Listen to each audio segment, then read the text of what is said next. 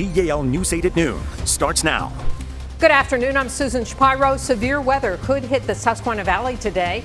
Meteorologist Ethan Houston joins me now with more on the Impact Day forecast. Ethan. Yeah, here's the latest, Susan. We are watching the threat for scattered showers and thunderstorms to develop as we go through the afternoon. And the window of opportunity looks best between 1 a.m. and 10 p.m., but the best chance for these thunderstorms will be between 3 and 9 o'clock. What we have to watch out for are storms that produce some damaging wind gusts, heavy rainfall that could lead to some flash flooding, hail, and a brief spin-up tornado. We already have some showers on live Local 8 radar. They are light to moderate in intensity. You can see just some scattered light showers in parts of Lancaster and York County, but some steadier rain through northern Lebanon County. Heads up if you're watching us in Mifflin County, you're going to see some passing showers as well. But we are watching more showers and thunderstorms form to our southwest, and there is a warm front that is likely going to start moving north of the Pennsylvania-Maryland line. But the big question is, how far will that front go? If it stays around the state line, that will lower our severe weather threat, but if it pushes farther to the north, that will increase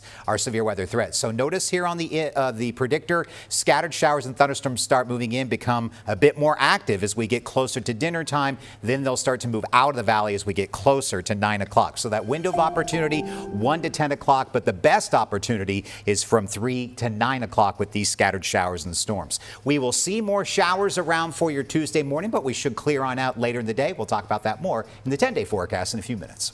Thank you, Ethan.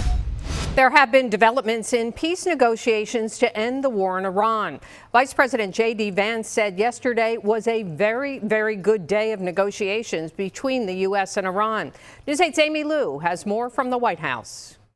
Vice President Vance says that they laid a successful foundation to build on in future meetings, just as President Donald Trump and Iranian officials traded more jabs at each other, threatening to derail these very sensitive peace talks and resume the war. Vance highlighted 4 accomplishments during these talks. That includes developing a communication strategy to keep the Strait of Hormuz open, putting together a group to calm the war between Israel and Iranian-backed militants in Lebanon, and setting up the next steps for their talks. But arguably the biggest win for the U.S., getting Iran to allow international nuclear inspectors back into the country. That is something that hasn't happened regularly ever since the Obama-era nuclear deal that President Trump ended during his first term. But it was threats on TV and online from President Trump and Iranian officials that almost led to an early end to the talks. On social media, the president threatened to hit Iran very hard again if it did not stop funding militants in Lebanon. Then, in a profanity-laced phone call with Fox News, he threatened total destruction if Iran closed the Strait of Hormuz. Quote, "You close it and you won't have a country." Iranian officials earlier promised no hesitation in delivering a crushing response if the U.S. did not hold up their end of the ceasefire. The vice president downplayed the impact of the war on words. When they make threats that aren't rooted in reality, they have to accept that the President of the United States is actually going to set the record straight. That's all that happened. So yes, there was a little bit of threatening, there was a little bit of whining, but at the end of the day, the talks continued and we made great progress. The vice president is flying back to the U.S. now, just as Special Envoy Steve Witkoff and the president's son-in-law Jared Kushner are expected to lead the next round of negotiations with the goal of securing that final peace agreement in less than 60 days. Reporting at the White House, I'm Amy Liu. New at noon, Qatar's energy minister says that an explosion at a key gas export terminal killed at least 13 people. The explosion this morning is described as related to an industrial accident. The blast could cause further ripples in global energy markets. Qatar remains one of the world's top natural gas producers. President Trump will visit Pennsylvania tomorrow afternoon.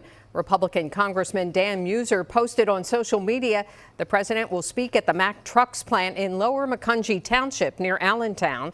It will be the president's first visit to Pennsylvania since December. The British government will soon have a change in leadership. Britain is broken. 6 prime ministers in 7 years should convince you of that fact. British Prime Minister Keir Starmer announced his resignation, forced out by his own party after losing voter support. He'll remain as caretaker until Labour chooses a new leader. Despite domestic challenges, Starmer gained international praise for supporting Ukraine. President Trump has criticized Starmer's handling of immigration and energy. Shapiro administration officials will be in Lancaster County today to highlight Food as Medicine. The program makes meals for people with chronic health conditions. The governor's proposed budget includes $900,000 in state funding for the pilot program. The State Department of Human Services secretary will tour a food pantry in Ephrata and then meet with leaders from Penn Medicine. The governor's office says these programs help reduce hospital visits and decrease health care costs. Lebanon Mayor Sherry Capello says a fire last week on Cumberland Street displaced 15 people and affected 3 businesses. The fire started around 9 Tuesday morning at the former Downtown Lounge Bar, which has new owners. It was undergoing renovations and was set to open as the Downtown Tap House, but the fire will delay the opening. Mayor Capello says fire and smoke were coming from the roof of the building when firefighters arrived, and they kept it from destroying other buildings. 18 different fire departments responded. The cause of the fire is still under investigation. Parking restrictions continue this week in York because of a utility meter project. There is no parking on the streets you see on the screen from 7 to 5 today through Friday. The full list is on our website, WGAL.com. York County Regional Police are asking for help identifying the driver of this truck. Police say the pickup truck was involved in a hit and run on Friday at Safer Fire Department. Anyone with information about the truck or the owner is asked to give York County Regional Police a call at the number you see on the screen. Pennsylvania hunting licenses for the 2026-27 season went on sale today. News 8 found these hunters waiting at the Game Commission headquarters to buy their licenses. News 8's Cameron Lobley has more from Susquehanna Township. Pennsylvania hunters will want to be on the lookout for some new changes, some new limits, and some new schedule differences as hunting licenses go on sale starting today. One of the bigger changes that we're seeing this year is a Sunday expansion. That means most seasons are now going to include Sundays as part of their permitted hunting schedule. That means more days to hunt, but it also means some more limits on game like turkey and some schedule changes to deer and bear seasons. A general license will run about $21 for PA resident adults. Meanwhile, non-residents will need to pay around $102. Sales over at the Game Commission headquarters here in Dauphin County will run until 3:30 p.m. In Susquehanna Township, I'm Cameron Lobley, WGAL News 8.